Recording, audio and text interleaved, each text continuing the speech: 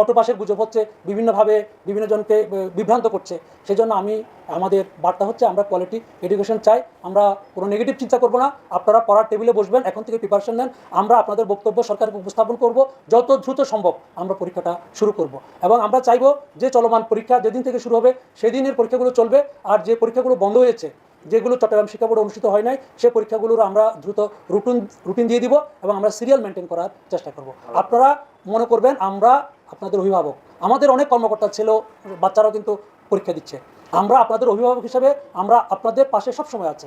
আপনাদের যেভাবে সুবিধা হয় সেই বিষয়গুলো অ্যাড্রেস করে বোর্ড সরকার সবসময় শিক্ষার্থীদের পক্ষে, কিন্তু কোনো দুষ্টচক্র এখানে ঢুকে আমরা সরকার, শিক্ষার্থী, প্রশাসনের সাথে যাতে গুজব সৃষ্টি করে কোনো খারাপ পরিস্থিতি সৃষ্টি করতে না পারে সেদিকে আপনারা সচেতন থাকবেন। ইনশাল্লাহ আমরা আমাদের এই দেশকে এগিয়ে নেওয়ার জন্য আমাদের শিক্ষা ব্যবস্থা নিয়ে যে সরকারের যে কাজ, সেই কাজ আমরা আপনাদের সবার সহযোগিতা আমরা করব। আপনারা অধৈর্য হবেন না, আপনারা বিভ্রান্ত হবেন না, আপনারা গুজবে কান দিবেন না।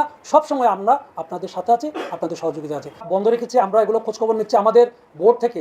আমরা সরকারের বিভিন্ন এজেন্সির মাধ্যমে খবর নিচ্ছি, আমাদের জেলা প্রশাসন আছে, ইএনওরা আছে। তাছাড়া আমরা নিজেরাও আমাদের বোর্ড কর্মকর্তাদেরকে দিয়ে টিম করে আমরা কেন্দ্রে কেন্দ্রে পাঠিয়েছি। আমাদের মনিটরিং সেল আছে, ওই সেলের কর্মকর্তারা প্রতিটি কেন্দ্র সচিবের সাথে কথা বলছেন।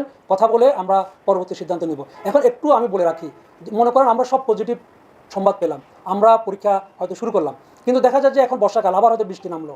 এখন বৃষ্টি নেমে হয়তো আবার একটু পানি হলো, পানির মধ্যে হয়তো আবার পরীক্ষা কেন্দ্রে যাওয়ার সময় একটা দুর্ঘটনা ঘটতেই পারে। আমরা ওই বিষয়গুলোকে আমরা অ্যাড্রেস করতেছি। হয়তো আবার যদি এই ধরনের কোনো ঘটনা ঘটে তখন কীভাবে আমাদের শিক্ষার্থীরা বিষয়গুলো নেবে, সেজন্য আমরা একটু আবহাওয়ার খোঁজখবর নিচ্ছি।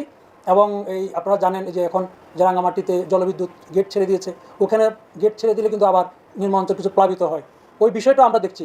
সার্বিকভাবে সব বিষয় খোঁজখবর নিয়ে আমরা চেষ্টা করব পরীক্ষাটা আবার শুরু করতে। তো